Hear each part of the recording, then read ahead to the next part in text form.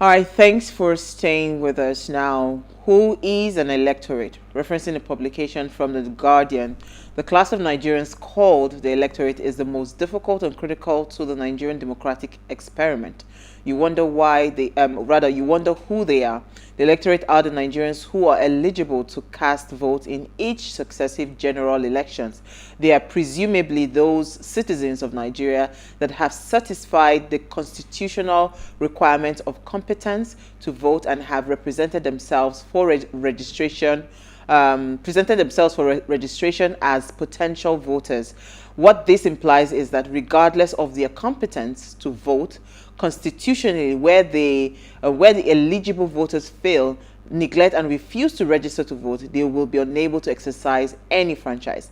It's happening already, and the 2023 general elections will be contested by different characters, like you want to call them. Now, some of the aspirants are driven by delusions of sainthood and an inflamed ego, while some might have good intentions. We're still watching them. So today we're asking, how can we educate the people that will elect these people to office, to look beyond presidency and ahead of the 2023 elections? Now, please let us hear what you have to say. Remember, you can join the conversation. Send us an SMS or WhatsApp to 081-803-84663. You can also tweet at us at Wayshow after one with the hashtag Wayshow. So, Uti, I want to bring in Dele in a minute, but I just wanted to say to you that I am so guilty of this, right? Prior to recent time, maybe 2019 and all of that, my ideology of voting is that if a particular party is the candidate I'm voting for presidency, I just go across board for both, not caring. And funny thing is that maybe it's just this particular season where I know a few of the House of Rep members, the Senate members that are going for Senate and all of that, that I am even paying attention. I am very guilty. And this is supposed to mean me that I'm supposed to be discussing issues that concerns the nation. So you cannot imagine the number of people that don't even bother who their House of Representatives would be, who their senators would be, who their House of Assembly member would be, who their councillors will be. Nobody just cares. So once you are supporting a particular party, what the usual thing to do is just carry your thumb, go across board, just wherever you see that party, you just go. And this has been the system. Because we're trying to see how we can move this nation forward. And we have to be very strategic about, the right people, putting them in those places that have critical roles to play in decision and policy making, that they can change policies that eventually would transform the Nigeria that we're hoping to transform. But what are your thoughts on this? What's your experience like for voting? Well, I have to agree with you, and I don't think that it's a case of some. I think it's a case of all. But for me, I like to look at the foundation. I think you've gotten to the point now where something has to give. Something must change, which is why you're paying attention. Previously, what mattered was presidency, governors, and the party. That's what mattered. But as the situation has worsened, keeps worsening, it's come to a head, and people are like, look, we want change, we want things to be different. But for me, the key focus there for me has been the issue of accountability, where we've always said, the country is getting worse, Everything is either pointing at the office of the president, or is pointing at the state governors. Nobody really cares about anything else. When we talk about things going bad, nobody's talking about your local government chairman. Nobody's talking about your senators. Nobody's talking about your House of Reps. They come up in different parts of the conversation, but the way the entire picture fits together and what each person's responsibility has never come into the consciousness of, in my opinion, has never come into the consciousness of the average man. When we think about elections, what we think is president, what we think is governors, which is why when we have elections, you see that in some areas nobody comes out and then people start saying things like, oh, we didn't know there was an election. So even at the height of this, we all are waiting for 2023, we all want to see what's happening. Elections happened a few months ago. Nobody came out. Nobody came out. People said they weren't aware. So clearly, we're still not even the one that happened in Lagos. Exactly. We're not at that point yet where people are even on fire to say, you know what. And this is the time, maybe sadly, maybe even a bit too late now, because the candidates are all picking up, it's been a show in the media for the last few weeks, picking up their forms. Everybody's making this big fuss. But the fact is that even you as the electorate, if you're not part of a party, you're not even part of this process of selecting who the eventual candidate will be. So that in itself is even another issue. Is the higher level of understanding, because if you are given limited choices and you say you want change, but you were not part of the choice process, and you are then presented with, for lack of a better word, the devil and the deep blue sea, well, I don't see how you're going to get much change from that. Absolutely. On that note, Dele Farotimi is a lawyer, author, and member of the Citizens Rally Against Oppression. He served as president of the student union at Lagos State University, LASU, between 1994 and 95, and was called to Nigerian bar in 1999. He established the Dele Farotimi & Co. in 2002, a full-service law firm, which is known as the name DF Legal. He remained in active legal practice until his retirement in 2018 at the age of 50. He's a political commentator and author of the book Do Not Die in Their War. Dele Farotimi is very passionate about the birth of a new Nigeria, and there is no better guest to be having this conversation with than himself, and he's joined us live via Zoom. Thank you so much, Dele Farotimi, for joining us tonight. Thank you very much for having me. Good evening, Uwa. Good evening, Uti. Good evening. Thank you. So, Dele, so you heard our banter on this conversation, because this is something that I am very guilty of. I can't lie. Even up until the last election that I voted in, until my PVC got stolen in after the 2015 election, even up until 2015 election, I was very guilty of this. I was not paying attention. All I was just focused on are the executives, the what's it called, presidency and governor, and that's it. So it was just anybody I vote there, whoever is representing your party. I was not paying attention to the individuals, and we've seen it time and time again, because you are an advocate for someone. I mean, for policy changes, for a lot of things that would eventually reform, the system that eventually births this new Nigeria that we're praying for, right? So, how do we even start this conversation when we say we want to look beyond the 2023 elections, right? I mean, presidency rather, again, around this 2023 elections that is just around the corner. How do we even start this conversation, educating the electorate what is important and what they should really, really focus their energy on? Let me say this to you. I'm always happy to come on your show for one key reason. You think ahead. Even though you start with all these, your bants and everything, making light of it, but deep inside, there are some deep issues that you treat. Yeah. And this is one of them. I was advising some people a couple of days back, and I said to them that in order to understand Nigeria sufficiently, you must maintain a degree of insanity that allows you to compartmentalize the issues and then deal with them in their separate compartments. Yeah. The problem with us is that we have mostly, I'm sorry for the peeping sound, that's NEPA doing his thing. Welcome to my country. No, it's fine. There is, we take issues and then we look at the whole forest without seeing the trees. So we keep thinking presidency. When they are selling you change, they will be talking presidency. But the error we have made for so long, which you admitted to earlier on, is that we have ignored the individual trees that have made up the evil forest called Nigeria. When you're dealing with a situation where governors are ignored and they too blame the failure, their own failures, they blame it on the president. And then the people in the state houses of assemblies are ignored, and then they blame the failure on the presidency. But you notice that the single denominating factor that is common to all is that wherever you go across Nigeria, the ruling class has become richer, even as the people have descended into penury. So what you then what we were discussing a few days ago was that it is time that we localize these elections. If the Abuja monster is too far to touch, the one in your state capital is not too far away.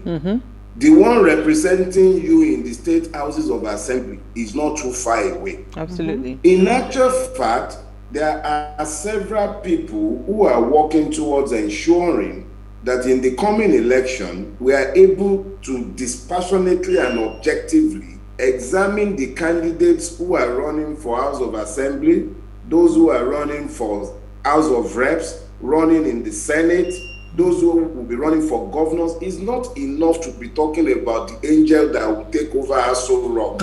We must make sure that that angel that is taking over Aso Rock with his brilliant plan has people who are taking over state houses of assemblies, who are taking over state governors' houses. It cannot be business as usual. Absolutely. You see, that's why I say you get ahead of yourself with some of the topics that you deal with. You speak, and we are speaking as though there will be an election in 2023 because we live in the bubble of Lagos. And yet, you dare not drive more than 50 kilometers outside the city perimeter. Whichever city in Nigeria you might be living in, you cannot drive 50 kilometers outside the city limit without being afraid that you might either be kidnapped for ransom or killed by one non-state agent or the other.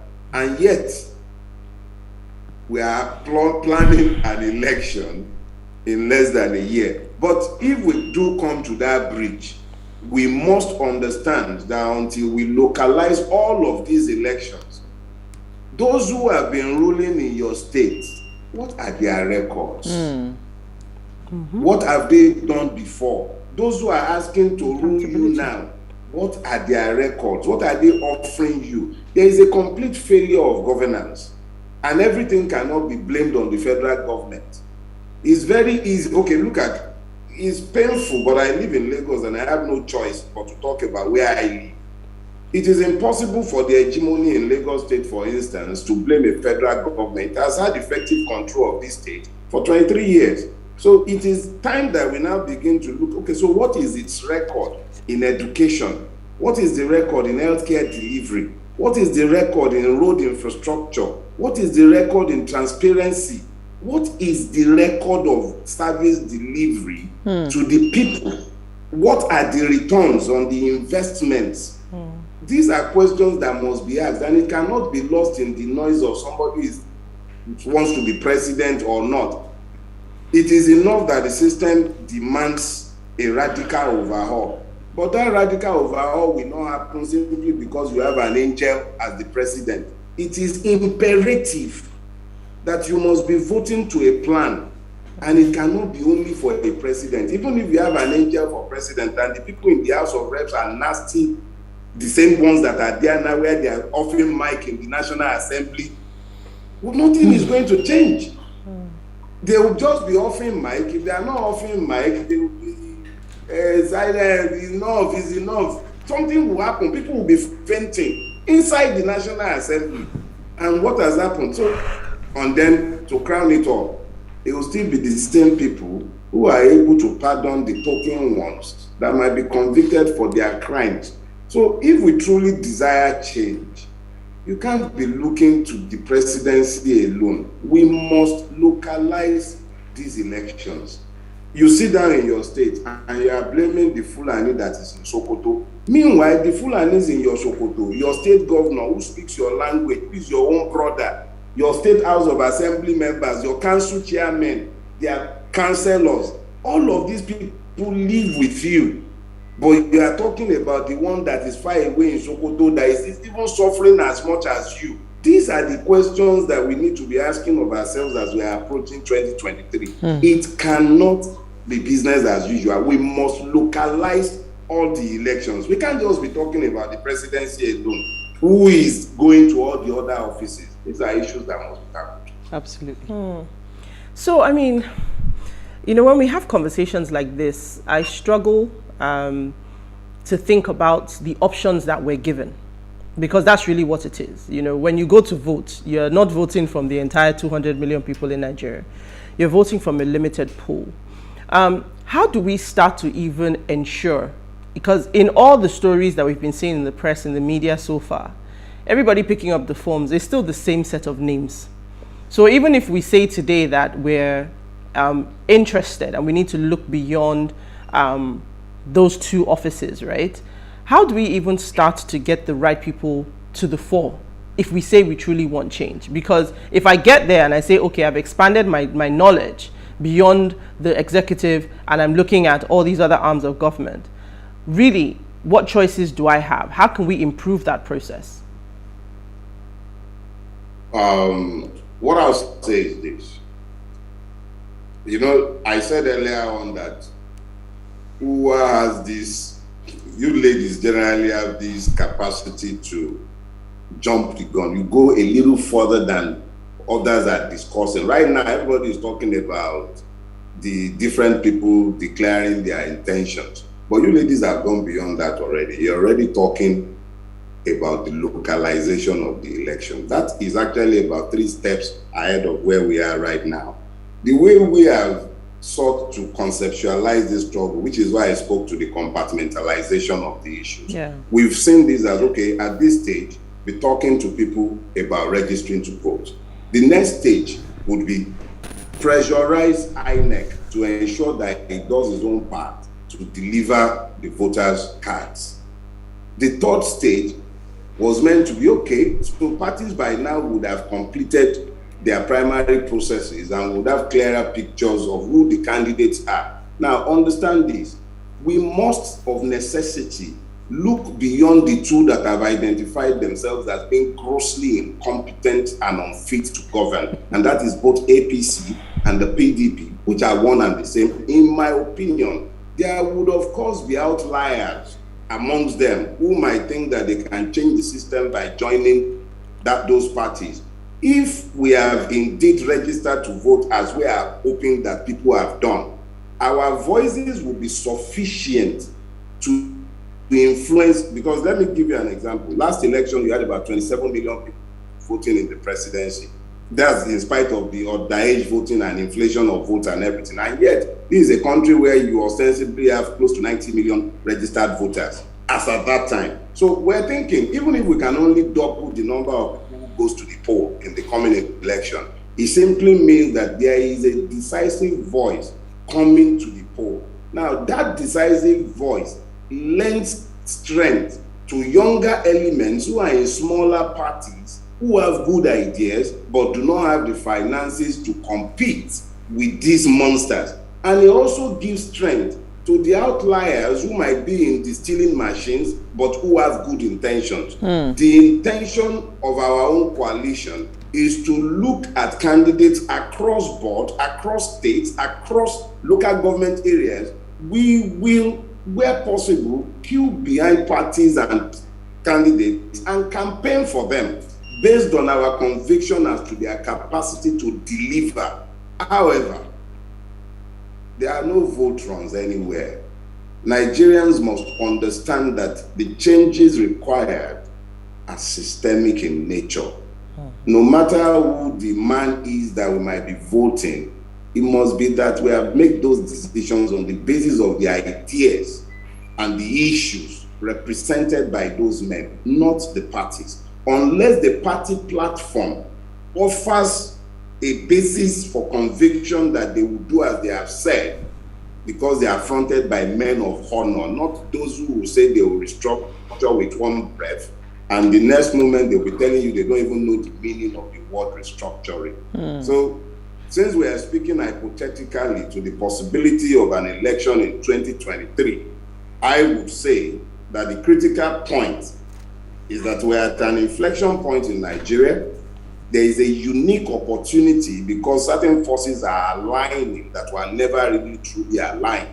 And if this continues, we would have a unique opportunity to make perhaps a dent in the armor of this horrible system. But we must be clear as to what we want. Even if they made an angel the president and every other office is occupied by these same people, well, it's the same thing. You just get a worse, maybe perhaps a more articulate, more intelligent version of Buhari, but that's the best you get in 2023 if we are not careful. Absolutely. You know what? Let's take a break. Okay.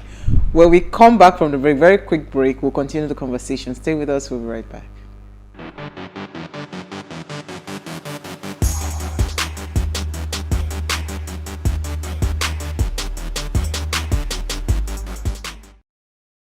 Now, if you just tuned in, we are having an amazing conversation. We're discussing the electorate, and we're asking, can we as the electorate look beyond presidency ahead of this 2023 elections? And we have with us Daily Farotimi. Now, please let us hear what you have to say. Remember, you can join the conversation. Send us an SMS or WhatsApp to 081-8038-4663. You can also tweet at us at Wayshow Africa 1 with the hashtag Wayshow. Uti, you had a question? Yeah, so no, I even wanted to take this comment because it was sort of in line with what Dele just said. It says, great ladies at Ways. The narrative is going to change in the next elections. A lot of people are going to vote for individuals, not parties. Politics is beyond social media discourse. It's a game on a real table with realignment, reconciliation, and re-strategizing for a better society. And he also says, nice dress all of you got tonight. Evidently, it's Salah celebrations. Why I wanted to read that, because what I took away from what Dele just said was the fact that it's no longer about business as usual. You said, I just go and I thumbprint all the way down. Now we've got to shine the spotlight on the individual. So it's like building a fantasy football team. You pick one person that you like from Manchester, one person from Chelsea, and you build a team. So what we're saying now is that the group of people that we're looking at are people that, it doesn't matter what party you are.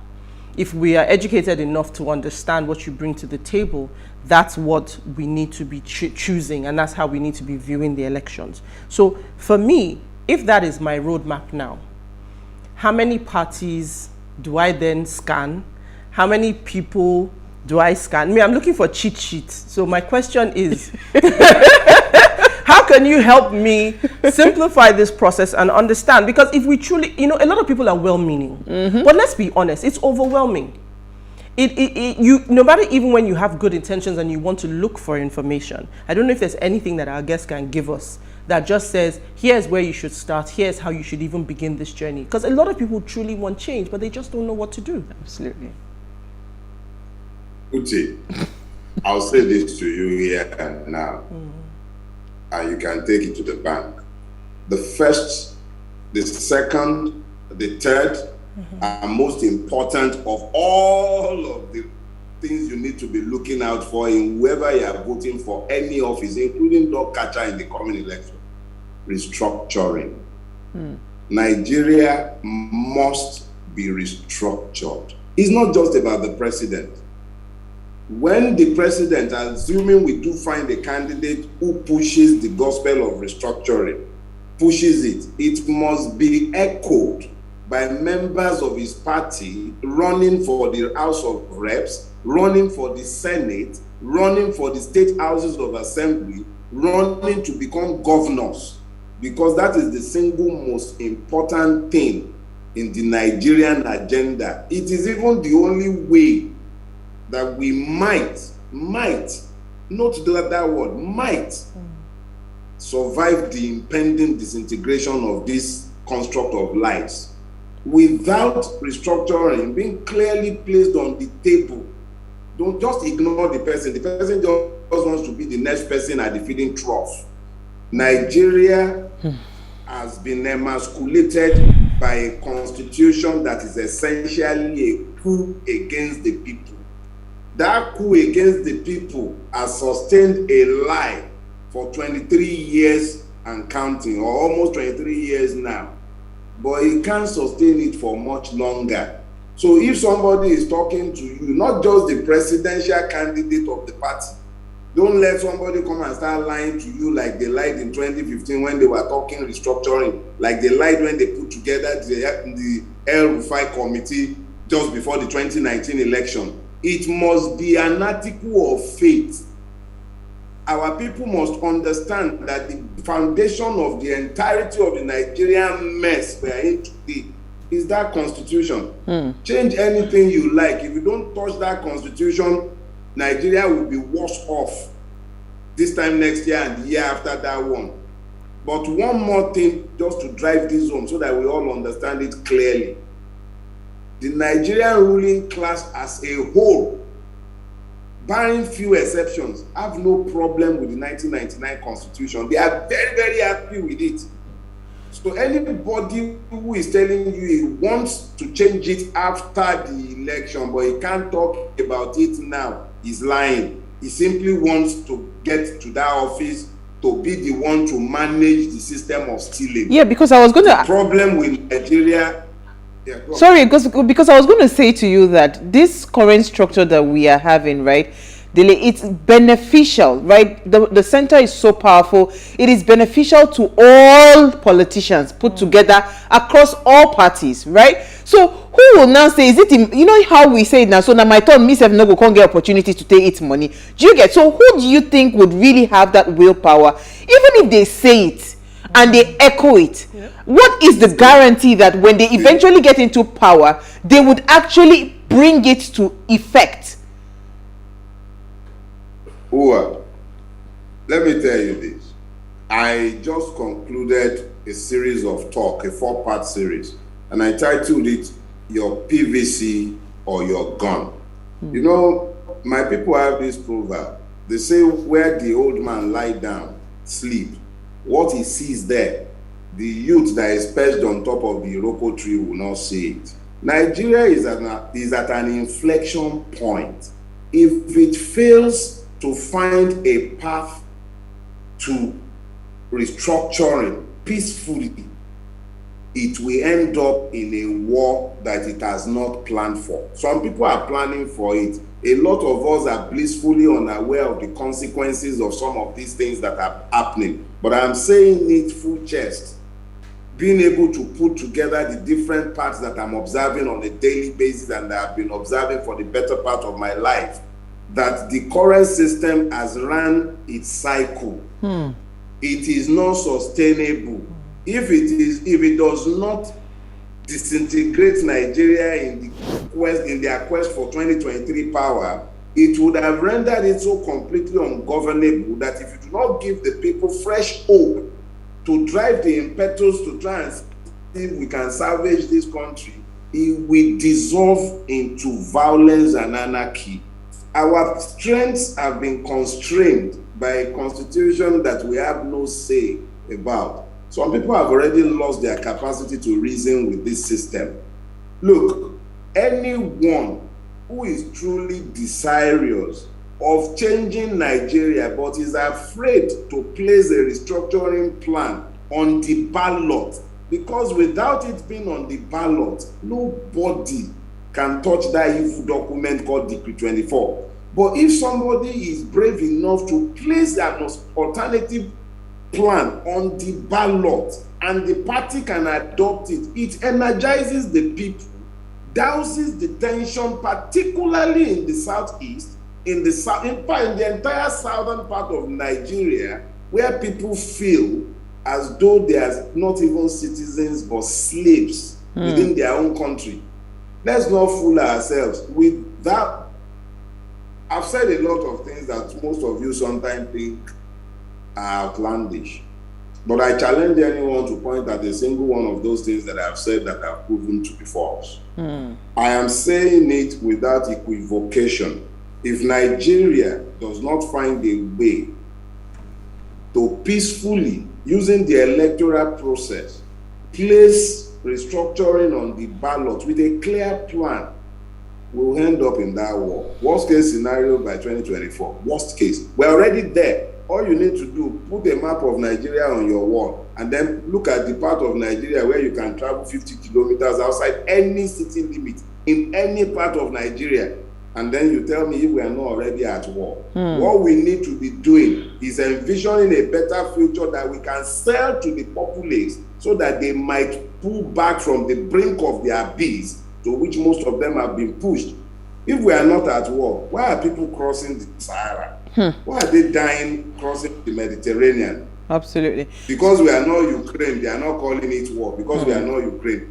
We are already at war. People are escaping. They are not migrating again. They're escaping. So Dele, you mentioned one. You said restructuring. You were supposed to give us 3 points. Do you want to quickly touch on that before we take some more comments? Oh, those is restructuring. Oh, okay. So that's 1 to 3. That is the anchor. Okay, awesome. It's not just 3. To infinity. To infinity. Every other thing flows from there. Every other thing flows from there. Every other thing. Without that, Nigeria is already dead. If you don't restructure, it will die. It's that simple. I might sound like a prophet of doom to some, but use the evidences that are gathered by your eyes and your ears.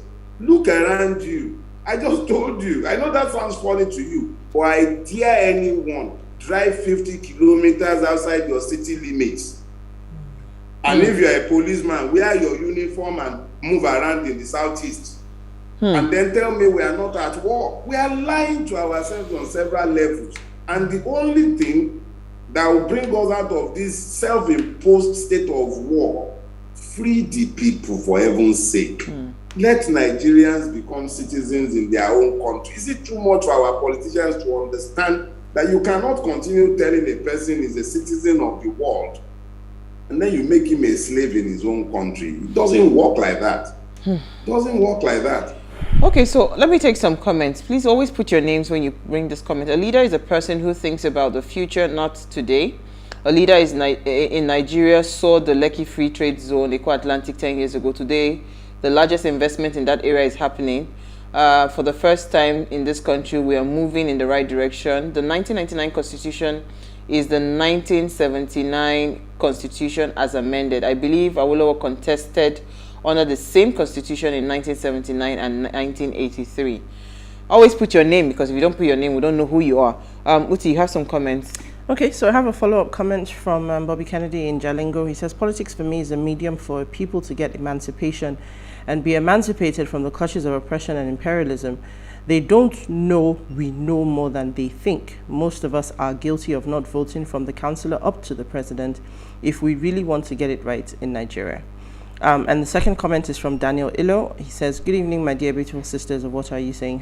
#ways. Happy Salah to you all. Concerning the electorate looking beyond presidency ahead of the 2023 election, let us be careful this time around. APC promised us change and they ended up deceiving us and themselves. To me, APC means all promises cancelled. Let us be very careful in 2023 and pray that God looks into the heart of a genuine person who will take us forward to the next level. Nigeria should not be deceived by the parties. Let us vote for individuals to go forward. So Sister Oti saying you are looking beautiful is an understatement. Thank you very much. Oh, thank you, Daniel. You know, Daniel, you're also making a big mistake, because where he said that let us pray that God brings a person that has a good heart, we are still focusing on that center. We're taking the responsibility away from ourselves. Yes, from ourselves, right, Dele? So can you just help us? Because, you know, whenever we're with you, we're having so much fun and the time just keeps flying, you know. Can you help us see this thing, that it is beyond us saying we want to elect a particular person, because that is not the solution to Nigeria's problem. It's a set of people. Do you understand? So how do we start to see? You know, so, I am beginning to align myself with a school of thought that they propounded this theory that Africans have been deliberately trained to learn by rote instead of being trained to use their brains. It's unfortunate that we keep chasing our tails like a demented dog. We have tried personnel changes all these years, but because ignorance has been so weaponized in Nigeria that people spout nonsense full chest. Look at the man that just sent that comment. Shebi Awolowo ran under the same 1999 constitution. That's a blatant lie. And then the other one was talking about a person with vision who took people's land and built free trade zone. Free trade zone, go and look at the number of people who have been rendered homeless, not gotten any compensation paid to them. You are pointing at lies as achievement. This is because people don't bother to use their brain and look at the evidence of their own eyes so that they can then make up their mind. The fact of the matter is that systems are designed to produce results. Nigeria is designed to produce exactly what it is producing. It is not by accident that men that we thought were good men would get into these offices and they achieve exactly what the system had designed that they would achieve. Nonsense. When you build anything without purpose, without vision, what happens is that perversion sets in. Nigeria was not built with purpose. Hegemonies govern nations everywhere in the world. You bring your hegemony, then you take on the smaller ones, you assimilate them for everybody's progress. But not in Nigeria, because the hegemony governing Nigeria is not built with vision. It's built simply for the acquisition of power and money, impunity and privileges, nothing more. So when you now keep cycling people through a system that is designed to, it's like asking someone to swim through a sewer and then come out clean at the end of the process. It's not going to happen. The problem is that our system is designed to produce evil. Unless you redesign that system, it is not going to produce anything good. You would have the occasional systemic errors, some of them good and beneficial, not all are particularly good. The current president is a systemic error. He is the height of the hubris of that system. Another one might come that will be worse than that. But if you don't want bad rulers, reconstruct the system that is consistently producing them. Which one? In 23 years, you cannot actually count up to 5 persons. You would have fingers left on the hand if you were counting 5 persons that have worked for the people within this system. The system will frustrate the person if they ever had any such intentions. And if they didn't have any such intentions, it will enable them to do what the system is already designed to do. Steal, kill, destroy. End of story. One thing is consistent. Every time we have Dele as a guest on the show, you learn a lot of things. And sometimes you feel like you come away from the conversation a little bit more despondent than when you started it, just because the No, I don't do this to me. No, don't do this to me. No, but it's because you're telling the truth about the reality of our situation. Because if I take nothing else away, without hope. Yes, no, but the thing is, you without hope. It's the change of mindset now for me that says, how do we even begin? So it's a bigger problem. If I change the people, the system still exists. So the system is designed to make evil of good men who are well-meaning. So right now, as a collective, we are all carrying our batons and our pom-poms, and we're saying, let's get the right people. But then if we put in the right people, that what you're doing is actually still feeding this same system that doesn't work. So in fact, it now becomes a shift in mindset to say, okay, I need to put the system before the person, but then I need the people to change the system. It's like a chicken and egg situation. So, so give us some small hope in a minute. Leave us with hope. Because we're having a part 2 of this conversation very soon. Oh, is that me? Yes, I said you should give us some hope. Leave us with some hope in a minute. Let me just say this to you. A few years ago, I traveled over to Republic of Benin. That was in 1998. And the woman selling corn by the roadside in front of the hotel I stayed in Cotonou, she had a mobile phone. And I came back to Lagos to the specter of having to be begging people to use their Not 9 Not or go to a Nitel office to make my phone call or a business center. Why am I talking about this? Today in Nigeria, the same Nigeria, we're talking 23 years later, 24 years later, I'm able to sit in my house and use a telephone device to connect to a TV station that is not NTA, simply because the Nigerian energy has been unbundled. Our problems are not intrinsic to us. We are not bad people. We are good people. Down the length and breadth of this country, we are very good people. It is the system that has hobbled us. However, if we ever get a few who stand up in the recognition of the fact that you cannot repair the disaster that is worrying, what has happened to us cannot be repaired. If anybody is coming up to say that I can repair Nigeria or will restore, there is nothing to restore, there is nothing to repair. You have to reimagine it. If Nigeria is reimagined, the Nigerian people are more than enough to turn Nigeria around. Absolutely. There is something I said to you when we were off here. Okay, I didn't know we had. Yeah, we are so sorry, but we have to bring you back again. As always, we hope you honor our invitation. Thank you so much, Dele Farotimi, for a fantastic conversation. Oluwatayo Ali says the system is so bad that it frustrates the good and destroys a lot. I went to INEC office to get my PVC that was lost. I was told nonsense and convinced that they can't confirm if I really registered or not. Well, why can't they just check the system? So this is a big issue. We're going to bring a part 2 of this conversation. As we always say, we talk about things, you know, hoping that, yes, people would listen. Thank you so much, Uti. Thank you again, Dele Farotimi. Now, before we go, do ensure you follow us on Instagram at Ratio Africa. You can interact with us further, drop a comment, and more importantly, follow all our engagements on social media, like, share, invite your families and friends to watch and follow the conversation. Now, if you missed today's quote, here it is again. The most important office, and the one which all of us can and should feel, is that of the private citizen. We'll see you guys live tomorrow at 8 p.m. as we bring another great conversation to your screen. Enjoy.